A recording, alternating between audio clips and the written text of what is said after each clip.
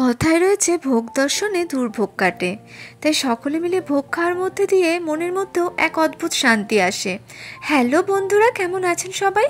তো আমরা পুরুলিয়ার রামকানালি সৎসঙ্গ আশ্রমে সৎসঙ্গ শেষে চলে এসেছি আনন্দবাজার খেতে।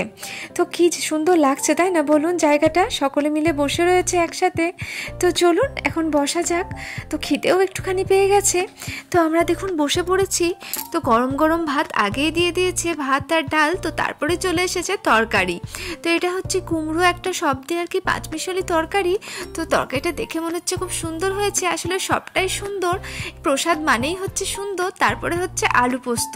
তো আলু পোস্ত তো আমার খুব ফেভারিট বন্ধুরা, আশা করছি সবারই আর কি আলু পোস্ত কম বেশি ফেভারিট। তো দেখুন সবাই মিলে একসাথে বসে আছি, তো দেখতেই আর কি ভালো লাগছে, চোখ জুড়িয়ে যাচ্ছে। আসলে এটাই আর কি, সবাই মিলে একসাথে খাওয়ার মজাটাই আলাদা। বাড়িতে আর কি যতই সুন্দর রান্না করি না কেন, প্রসাদ খাওয়ার মধ্যে দিয়ে এক অদ্ভুত শান্তি পাওয়া যায়। প্রসাদের একটা আলাদাই টেস্ট আছে, কি ঠিক বললাম তো তাই না? তো চলুন এখন আমি খাচ্ছি এদিকে, আর এদিকে ঈশানবাবু আর কি ভাতটা প্রচণ্ড গরম ছিল, তো ওই জন্য আর কি একটুখানি ভেঙে দিচ্ছি আমি। আসলে ও না খুব একটা গরম খাবার খেতে পারে না, ও কিন্তু আজকে তৃপ্তি করে খেয়েছিল পুরো প্রসাদটাই। আর আমি এদিকে দেখুন সেকেন্ড টাইম আলু পোস্ত নিচ্ছি। মানে আলু পোস্তটা আমার এত ভালো লেগেছে যে আলু পোস্তটা খুব সুন্দর হয়েছে, আসলে সব রান্নাগুলোই সুন্দর হয়েছে। তো এখন চলে এসেছে পাঁপড় ভাজা। তো পাঁপড় ভাজাটা তো খেতে খুব ভালো লাগে সবার শেষে, কিন্তু আমার এখনও ভাতটাও খাওয়া হয়নি।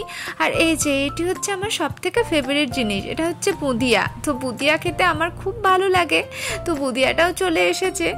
তো চলুন এখন খাচ্ছি। তার শেষের পাতে হচ্ছে রসগোল্লা, মানে রসগোল্লাটা মিষ্টি মুখ না করলে তো হয় না। তো এখন সব আছে, তো যাই হোক এখন খাওয়াচ্ছি আমি। তো সব কিছু খাওয়া শেষে দেখুন এখন রসগোল্লা খাচ্ছি, মানে একদম পাত পুরো একদম পরিষ্কার, কারণ খাবারটা এত ভালো লেগেছে, খুব সুন্দর ছিল। তো যে কোনো প্রসাদের খাবারই সুন্দর হয়।